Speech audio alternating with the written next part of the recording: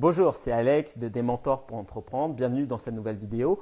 Donc aujourd'hui, j'aimerais partager avec vous cette notion de management pour un chef d'entreprise, pour un entrepreneur. Généralement, lorsque vous commencez à recruter vos premiers collaborateurs, ce sont des moments qui sont assez sensibles, assez fragiles. Je ne parle pas de recruter un freelance. Parce que là, c'est des contrats de sous-traitance et donc du coup, les engagements sont différents. Mais là, je parle vraiment de salariés, vos premiers salariés dans votre entreprise.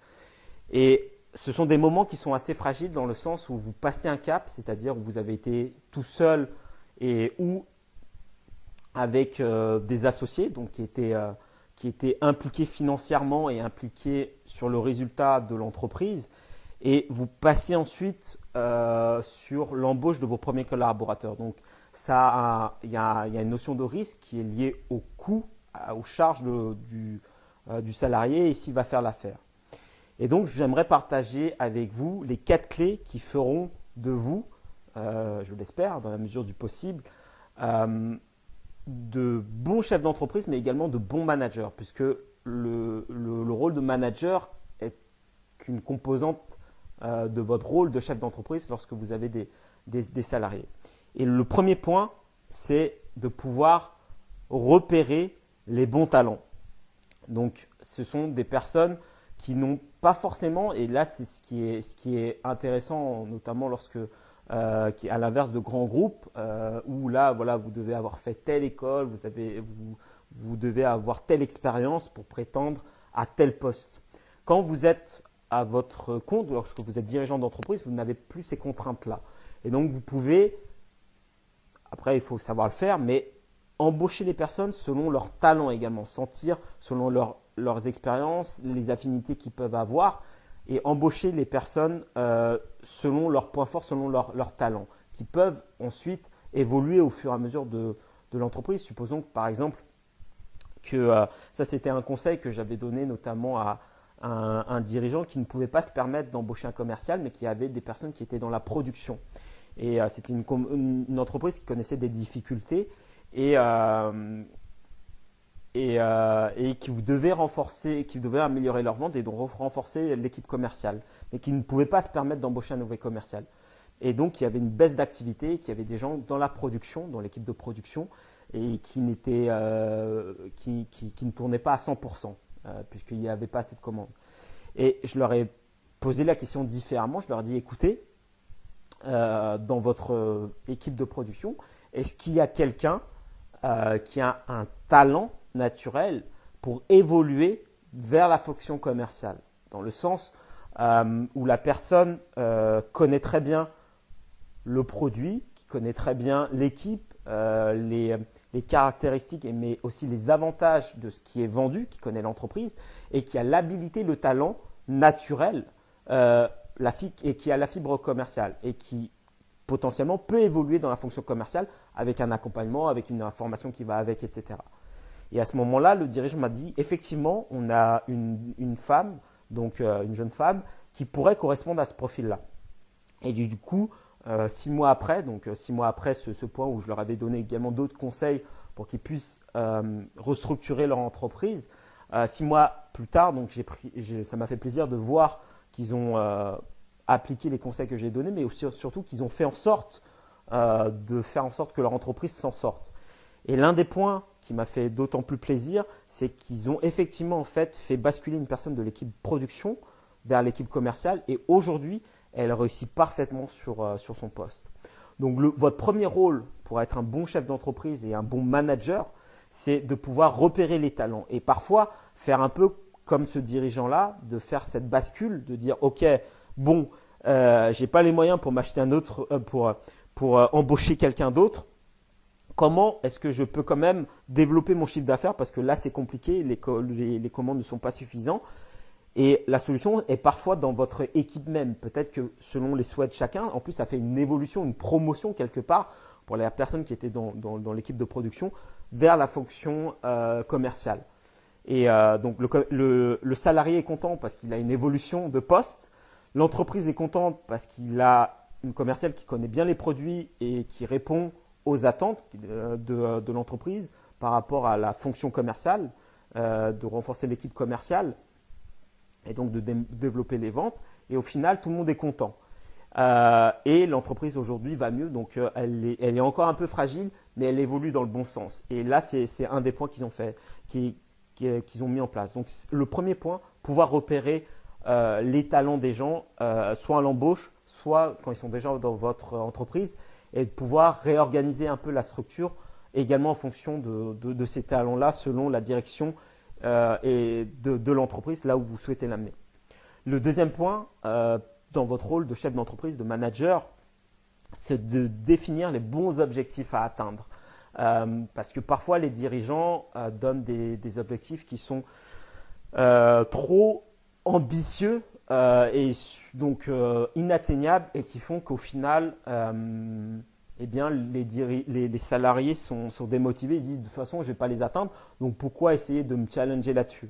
Donc, ce n'est pas forcément facile à faire, mais il faut trouver le bon équilibre entre un objectif ambitieux, mais en même temps réaliste pour que la personne puisse être motivée à le faire.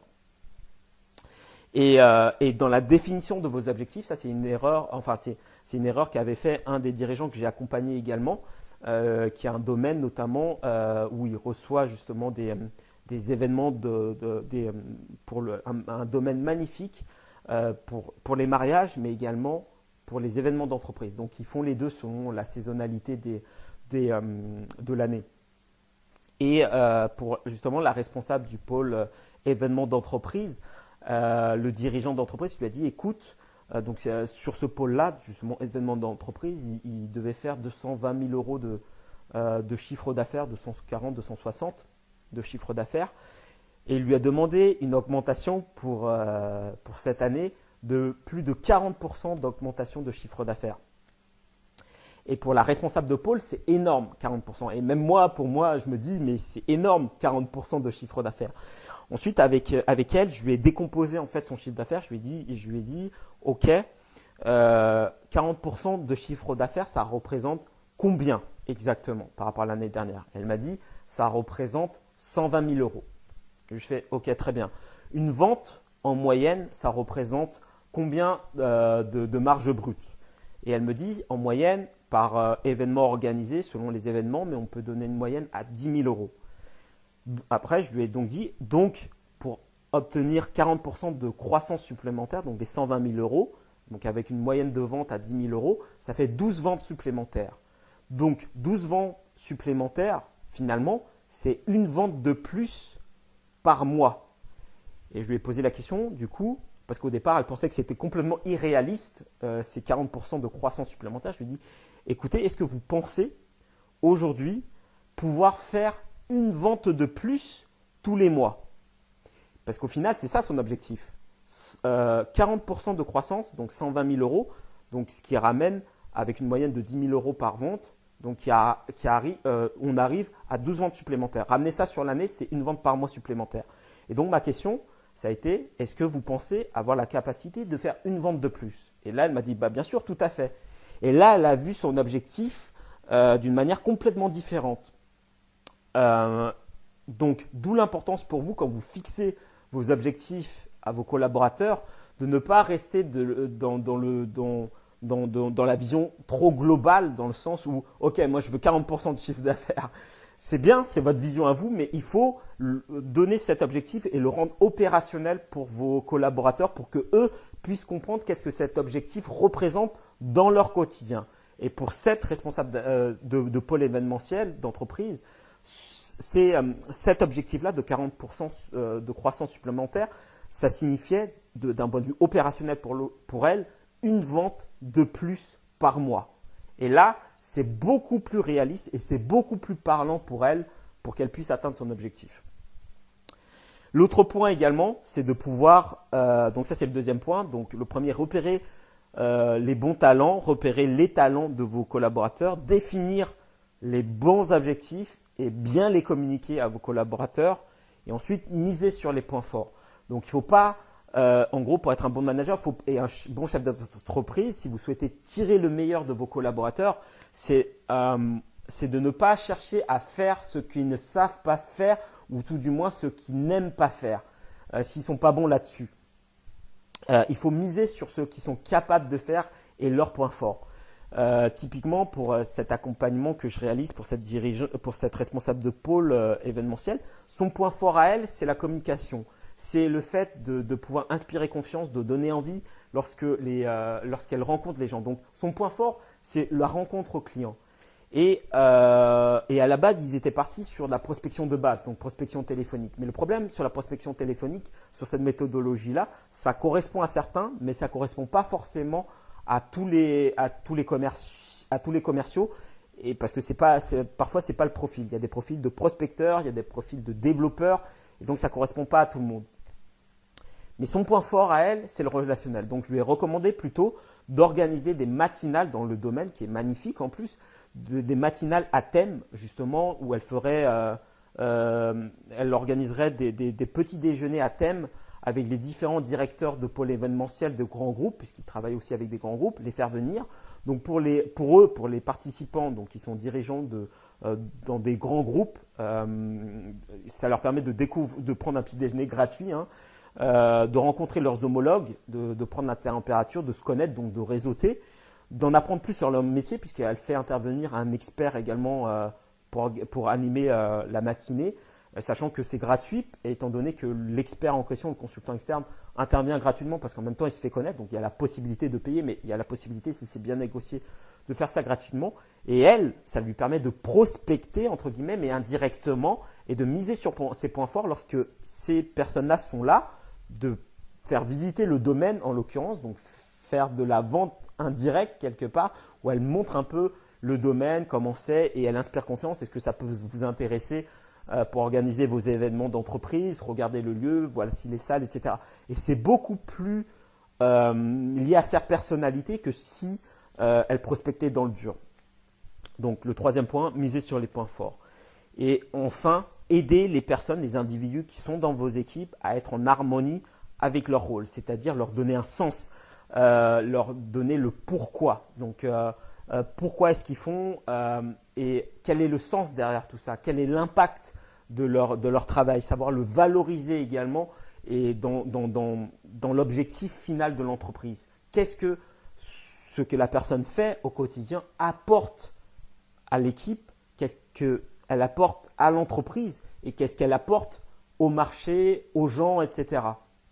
Donc, les gens ont besoin de ça. Ils ont besoin de reconnaissance, ils ont besoin de votre reconnaissance en tant que chef d'entreprise, en tant que manager. Ils ont besoin d'avoir un sens dans ce qu'ils font, dans leurs gestes au quotidien. Donc, ça reprend un peu l'exemple que vous connaissez peut-être de celui qui, je ne sais plus c'était tiré où, qui casse en fait des cailloux. L'un, on lui dit casse des cailloux. Le deuxième, on lui dit casse des cailloux parce qu'on va construire un mur, donc c'est un peu mieux. Mais le troisième, on lui dit casse des cailloux parce qu'on va construire un mur qui va permettre de construire un hôpital. Et tout de suite, c'est beaucoup plus parlant et la personne est beaucoup plus motivée en sachant le sens et le but final. Et vous aussi, dans votre rôle de chef d'entreprise, même si vous êtes très occupé, et c'est normal, mais vous devez prendre ce temps-là pour échanger, pour communiquer sur le sens que vous donnez à vos actions, le sens de leurs actions à eux. Donc, pour résumer, donc, repérer les talents, miser là-dessus, définir les bons objectifs et bien les communiquer, miser sur les points forts de vos collaborateurs, surtout sur les points forts, et les aider à trouver un sens dans ce qu'ils font et communiquer là-dessus et les valoriser par rapport à leurs actions dans l'équipe, pour l'entreprise, pour le marché. Qu'est-ce que ça apporte? Donc, voilà les 4 grands points qui vous aideront, je l'espère, à avoir une meilleure communication, à être un meilleur manager dans votre communication avec vos collaborateurs. Parce qu'en tant que chef d'entreprise, on peut faire beaucoup seul, mais on peut aller beaucoup plus loin avec les bonnes personnes, avec des bonnes personnes qui nous entourent et avec la bonne équipe. Donc, merci beaucoup d'avoir regardé cette vidéo. Si vous souhaitez avoir des conseils pertinents, exclusifs cette fois-ci, inscrivez-vous à la newsletter dont le lien se trouve juste en dessous. Donc, vous pourrez télécharger le livre « Les 10 piliers d'une entreprise solide », mais également d'autres bonus supplémentaires que vous recevrez tout de suite après votre inscription à la newsletter. Et au fur et à mesure, vous recevrez également d'autres conseils, d'autres vidéos exclusifs réservés uniquement aux personnes donc inscrites à la newsletter. Merci beaucoup, partagez cette vidéo et likez-la si vous l'avez appréciée pour que d'autres personnes puissent également en profiter. Merci encore une fois et je vous dis donc